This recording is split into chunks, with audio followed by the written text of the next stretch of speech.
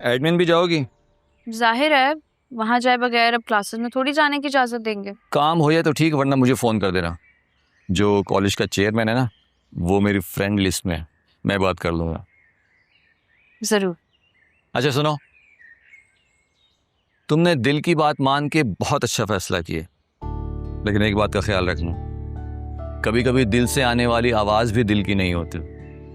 दिल के ऊपर ना एक दीवार होती है, वो भी दिल की आवाज़ निकाल के धोखा देती है कभी कभी।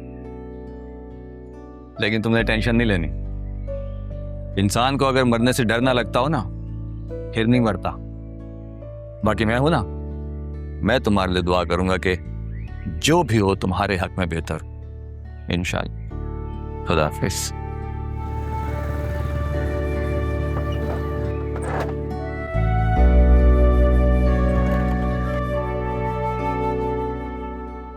मैंने एक किताब में पढ़ा है कि इंसान के दिमाग में हर इल्म पहले से मौजूद होता है, बस उसे सिर्फ एक्सप्लोर करने की ज़रूरत होती है।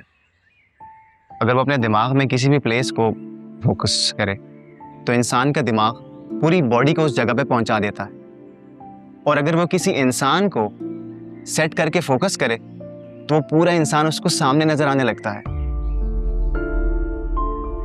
तुम्हें हमारे घर से चले जाना चाहिए, बहुत तंग आ गए हो तुमसे। अगर नुकसान होगा तो मेरा ही होगा, तुम क्यों फिक्र कर रही हो? कहीं तुम्हारे दिल में भी मेरे लिए जज्बात? ऐसा कुछ भी नहीं है, तुमने मेरी जान बचाई थी, इसलिए बस मैं तुम्हारी जान बचाने के लिए। ओ, एहसान उतारना चाह रही हो? तुमने कह दिया और मेरा एहसान उतर गया, अब मेरी फिक्र छोड़ दो। बात सुनो, मैं जिस प्रोफेशन से वाबस्ता होने जा रही हूँ ना, उसमें जान बचाना पहली तरजीह होता है। तुम्हारे घर में मैं तुम्हारे लिए आया हूँ, तुम्हारे लिए मेरी जान भी चली जाए मुझे परवाह नहीं। बंदे और इंसान में एक यही फर्क है, और मुझे इंसान बनना ज्यादा पसंद। मेरी बात अगर मान लो ना तो मेरा मान रह जाएगा, ये कोई आसान नहीं है। मुझे तानिया नजर आ रही है। तो तुमने तानिया को फोकस किया होगा ना?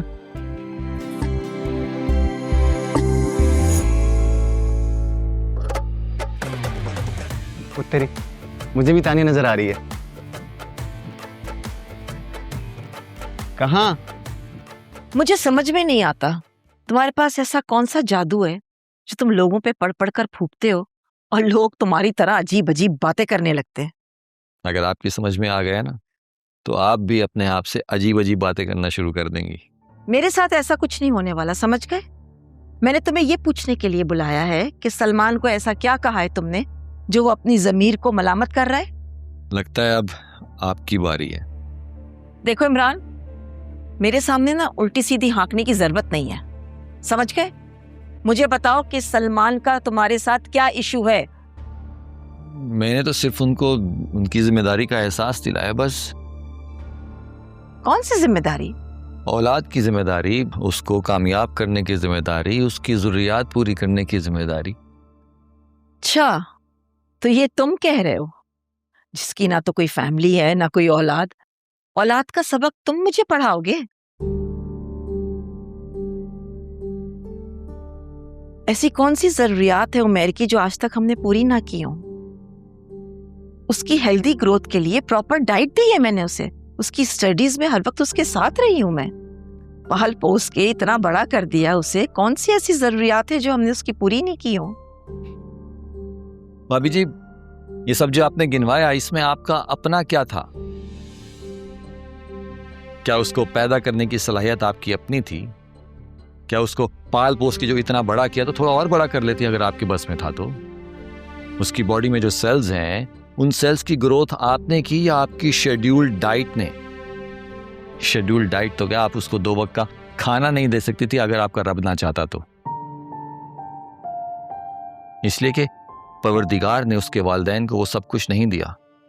यहां तक कि जो आप अपने औलाद को मोहब्बत करती हैं, वो भी आपकी अपनी नहीं है, वो भी आपके परवरदिगार ने आपके दिल में वदीयत की है।